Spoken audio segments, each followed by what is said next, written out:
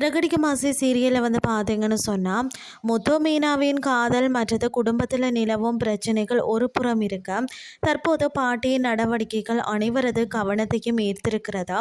முத்துவும் மீனாவும் கீழே பேசி கொண்டிருக்கும் போதும் அவர்களை பார்த்த பாட்டி ஏற்கனவே கோபமடைந்தார். இந்த நிலையில் இருவரும் மொட்டை மாடியில் தனியாக இருக்கும்போது மீண்டும் பாட்டியின் கண்ணில் வந்து சிக்குகிறார்கள். அதுவும் வந்து இருவரும் அருகருகே நெருக்கமாக இருப்பதை பார்த்ததால் பாட்டி வந்து கோபம் மேலும் வந்து அதிகரித்தது. அதற்கு பிறகு இதனால் முத்துவின் காதை பிடித்து அவரை வந்து கீழே அழைத்து வரக்கூடிய பாட்டி வீட்டில் உள்ள அனைவரையும் அழைத்து வைத்து புகார் சொல்கிறார். முத்துவும் மீனாவும் மொட்டை மாடியில் வந்து என்ன செய்தார்கள் அப்படின்னு சொல்லி கேட்டு இனிமேல் இப்படியெல்லாம் அவர்களை விட்டு விடக்கூடாது அப்படின்னு சொல்லி கடுமையாக சொல்கிறார். மேலும் மீனாவின் தோழியை அழைத்து இந்த விஷயத்தை உடனடியாக பேசி முடிக்கணும் அப்படின்னு சொல்லி சொல்கிறார். அதே நேரத்தில் முத்துவும் மீனாவும் மட்டுமின்றி ரவியும் ஸ்ருதியும் காதலிப்பதை தான் வந்து ஏற்கனவே கண்டுபிடித்து விட்டதாக பாட்டி சொல்கிறார். அவர்களுடைய விஷயத்தையும் பேசி ஒரு முடிவுக்கு வர வேண்டும் அப்படின்னு சொல்லி எல்லோரிடமும் சொல்லி கொண்டிருக்கிறார். இதற்கிடையில் மனோஜின் திருமணம் குறித்த பேச்சும் குடும்பத்தில் எழுகிறதா.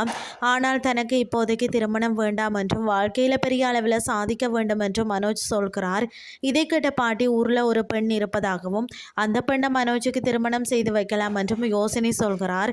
உடனே மனோஜ் அந்த பெண் எப்படி இருப்பார் என்று தனது அம்மா விஜயாவிடம் விசாரிக்கிறார். ஆனால் விஜயா பாட்டி கூறும் பெண்ணுக்கு வந்து தற்போது திருமணமாகிய குழந்தைகள் கூட வளர்ந்திருக்கலாம் என்று கூறி மனோஜ் வந்து கிண்டலாக திட்டுகிறார். இதனால் அந்த திருமண பேச்சு அங்கேயே வேறு விதமாக திரும்புகிறதா. இதற்கிடையே பாட்டியின் தற்போதைய மனநிலையை பார்த்த அண்ணாமலை ஒரு முக்கிய முடிவு எடுக்கிறார். முத்துவும் மீனாவையும் ரவியையும் ஸ்ருதியையும் அழைத்து அவர்களது பெற்றோரிடம் பேசி மீண்டும் திருமண ஏற்பாடுகளை செய்யலாம் என்று சொல்கிறார்.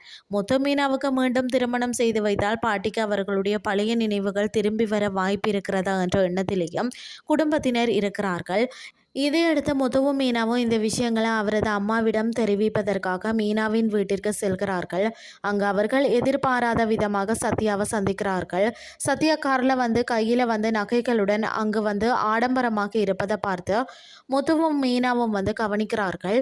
தனக்கு வேலை அதிகமாக இருக்கிறதால அடிக்கடி வந்து செல்ல முடியாது என்றும் அவ்வப்போது வந்து பார்த்துவிட்டு செல்வேன் என்றும் சத்யா கூறிவிட்டு அங்கிருந்து கிளம்புகிறார்.